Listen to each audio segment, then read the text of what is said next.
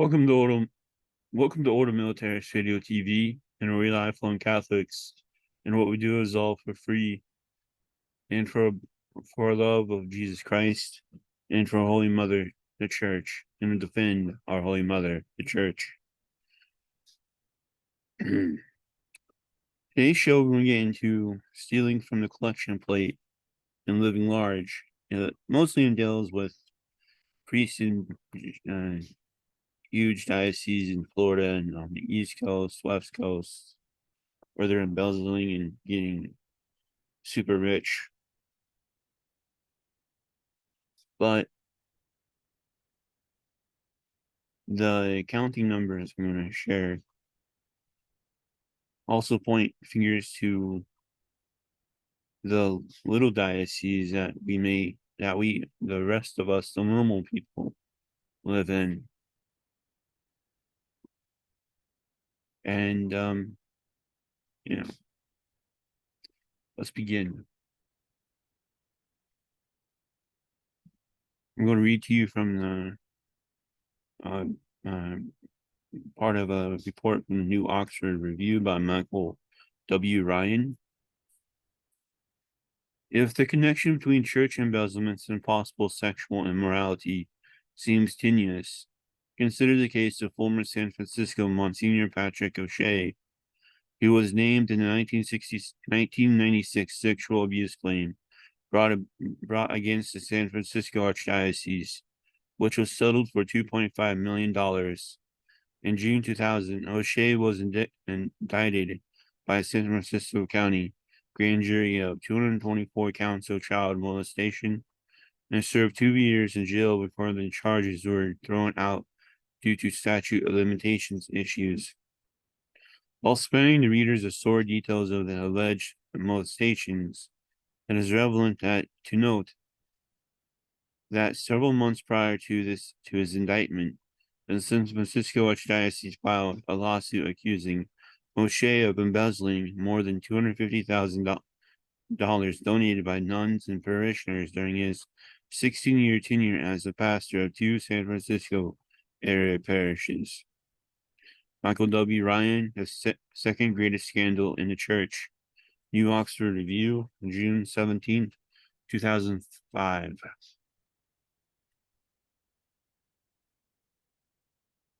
As financial scandal gave way to more financial scandal within the Vatican, reports of theft and embezzlement by prelates began to mount throughout the United States. In 2007, Robert West and Charles E. Hazik released the findings of a national survey which showed that 85% of the bishops reported having funds stolen from their diocese.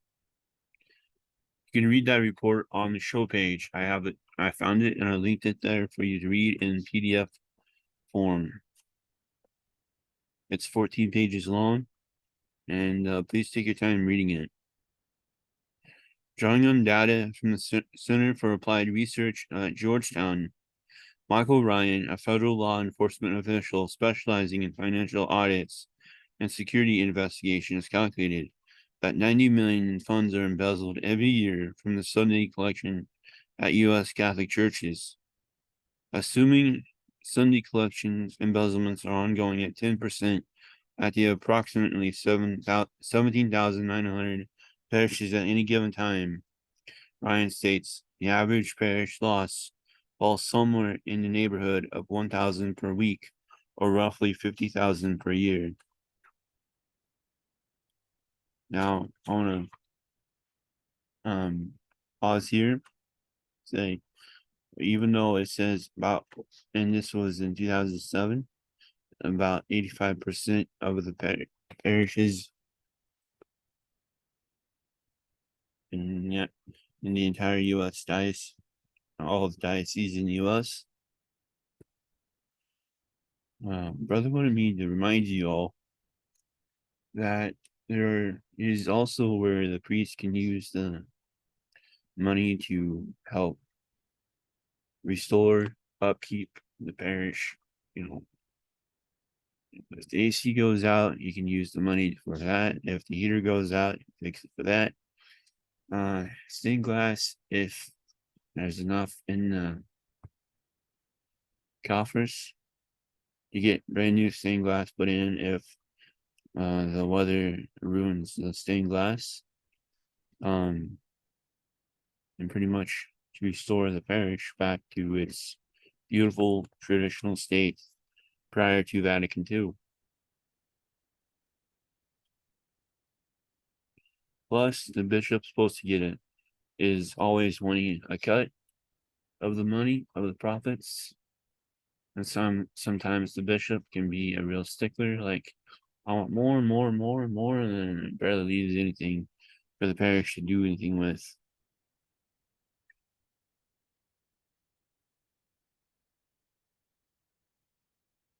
But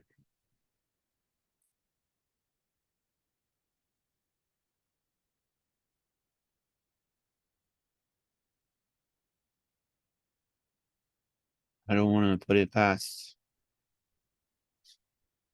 the bishops in the US and the clergy in the US for trying to hide something. Not after what I've researched and reported on about everything that's gone on in the Vatican since Pius XII and Wild Bill Donovan and everybody else. And exposing the globalists and everything. I don't want to think it's not happening where you are and where I am, but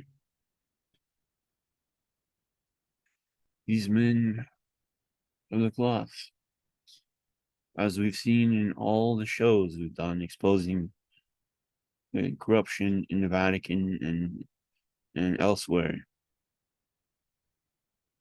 they are very, very shady people. They can hide their evil deeds pretty well until they get lazy and stupid.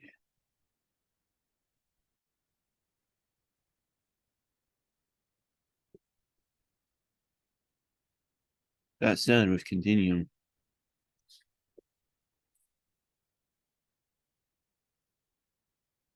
in November 2015, Father Edward Belzak, 70, was sentenced to 27 months in prison for stealing $573,000 from St. Thomas More Church in Troy, Michigan. He had served as a pastor for more than 30 years. He had used the cash to purchase a luxurious condo overlooking the ocean in Palm Beach, Florida, and to play the stock market. In a related case, Janice Verschoner, the office manager at St. Thomas More, also pleaded guilty to dipping into the parish collection plate and stealing more than $25,000. Monsignor John Woolsey, 69, pastor of the Church of St. John the Martyr in Manhattan, was convicted in 2006 of pilfering more than $800,000 from his parish. He used the funds for golfing outings, cosmetic dental work, the purchase of 60 expensive watches, and walking around money. He was sentenced to 4 years in prison. After serving less than a year at Oneida Correctional Facility, the Monsignor was set free by the parole board. The decision to release him was based on his behavior in prison. Messages of support from his parishioners and a plea from Cardinal Edward Egan of the Archdiocese of New York.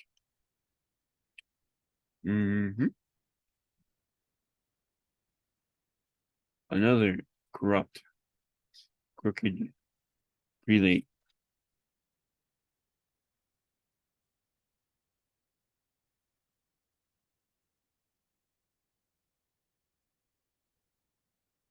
Brother John Reagan, 47, pastor of St. Walter's in Rossell, Illinois, was convicted on August 16th, 2011, of stealing $300,000 in parish funds to fuel his gambling habit. He was sentenced to 60 days in the county jail, 150 days of work release, and 4 years of probation. He was also ordered to provide $290,000 to the parish as compensation. In 2015, Reagan was released from probation even though he willfully neglected to provide the restitution. In May 2008, Father Patrick Doon, 63, pastor of Our Lady of Sorrows in White Plains, New York, was arrested and charged with stealing hundreds of thousands from church accounts, including a fund set aside for victims of Hurricane Katrina. Dunn took the money because of a very powerful gambling addiction. On October 20th, 2010, Dunn pleaded guilty to second-degree larceny and was placed on 5 years probation with a stipulation that he could not be placed in charge of finances of his parish. In 2006, Monsignor John Skehan, 79, and Father Francis Guenin, 63, who served at St. Vincent Ferrer, a wealthy parish in West Palm Beach, Florida, were accused of stealing $8.6 million in cash from the collection plate. Skehan, who served St. Vincent for 40 years, used the stolen cash to buy a Palm Beach County condominium overlooking the ocean, a $275,000 coin collection, a cottage on the scenic cliffs of Moher in his native Ireland, and a pub in his hometown of Kilkenny, described by June Hefty, a parishioner of St. Vincent's, as an epitome of the priesthood. The Monsignor also made regular payments to a woman described in the arrest affidavit as a girlfriend. Father Guerin, who arrived at St. Vincent's in 2003, brought a luxurious home in Port St. Lucie, an expensive Juno Beach condo. A compulsive gambler, Father Guerin made regular trips to the casinos in Las Vegas and the Bahamas, paying for his losses from the collection plate with cash. Guerin too had a girlfriend who received regular payments from the prelate. In 2009, a jury in West Palm Beach, Florida, convicted of Father Guerin of grand theft. He was sentenced to 4 years in prison and fined $100,000. Monsignor Skehan received a sentence of 14 months after he entered a guilty plea and pledged to make $780,000 in restitution.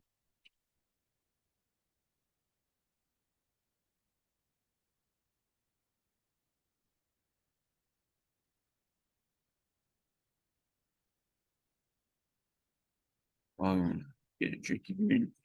Well, all the numbers soak in because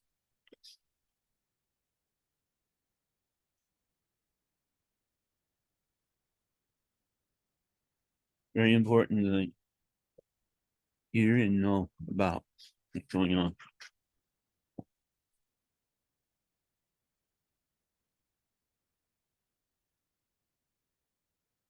On his deathbed in August 1998, Father Walter Benz, 72, confessed to stealing $1.35 million from the collection plates of 2 Pittsburgh parishes, the Most Blessed Sacrament and St. Mary's Assumption, where he had been stationed for 26 years. Benz had also developed a close relationship with Mary Ann Albaugh, with whom he kept house. The two went on elaborate vacations, made regular trips to Atlantic City, where they gambled for high stakes in the showboat Tropicana in the Taj Mahal. Miss Albaugh entered a no contest plea to a theft charge. Under the terms of the plea agreement, she was required to make restitution for only $25,000 of the $1.35 million. Her theft charge was reduced from a felony to a misdemeanor, and the other charges against her, including tampering with church records and criminal conspiracy, were dismissed. Theft by priests who was not limited to pilfering the collection plates, but extended to embezzlement from parochial schools, Catholic charities, and various religious orders. In 2007, a grand jury charged Father Charles Newman with stealing $1 million $33,748 from the Archbishop Bryan High School, where he had served as teacher, principal, and president, and from his own Franciscan order. Newman stole the money in part to appease a schoolboy he had sexually molested. The youth later died of a drug overdose. In 2009, the priest entered a guilty plea and received a sentence of 3 to 4 years in prison. In 1999, Archbishop Rembert Weakland, 72 of Milwaukee, used $450,000 in church funds to pay off one of his disgruntled gay lovers. The Archbishop at the time, he had steered $1.5 million to the Vatican for an endowment share in social teaching to be established in his name at the Pontifical Gregorian University, in a $500,000 chair, again in his name, in the liturgy and music.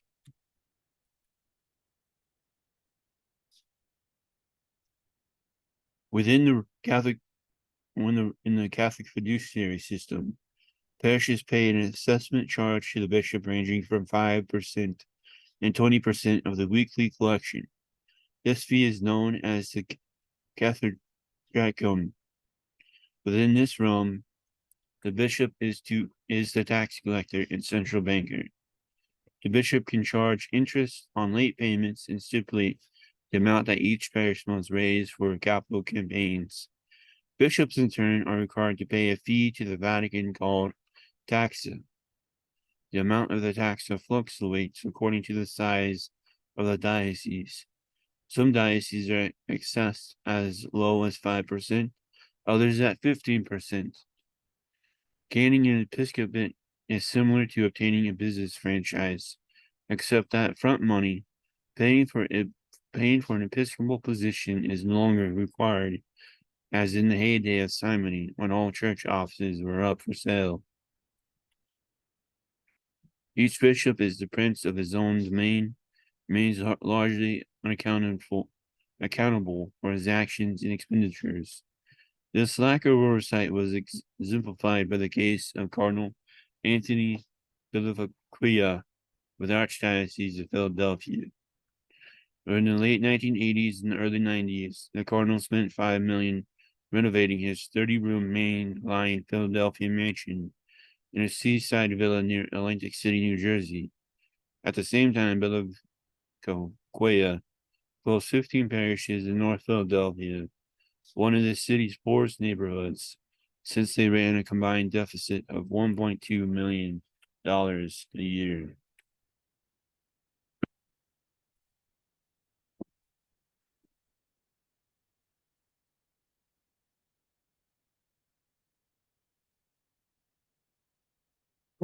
Yeah.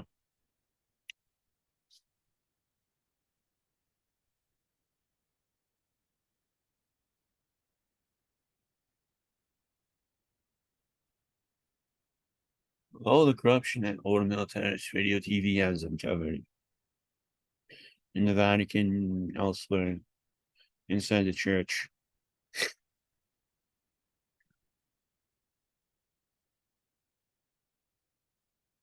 There needs to be investigators not tied to the church, not paid by the church.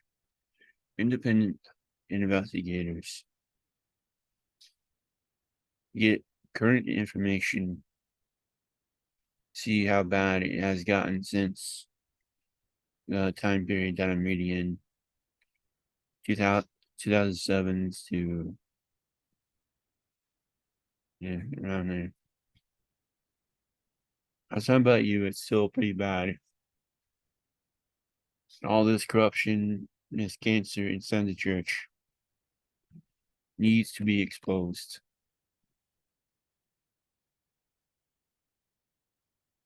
If we ever want to restore a church back to the heydays of when saints were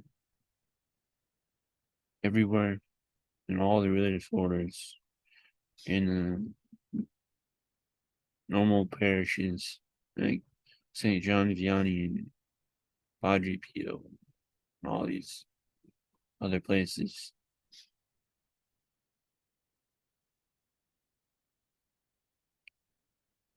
It's time to expose the evildoers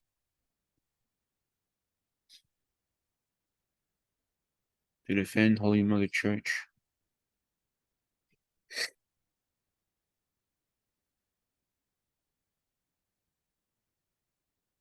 and to make sure the evil doers inside the church have nowhere to hide.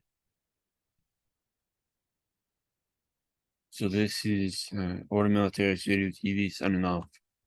Deus Volt.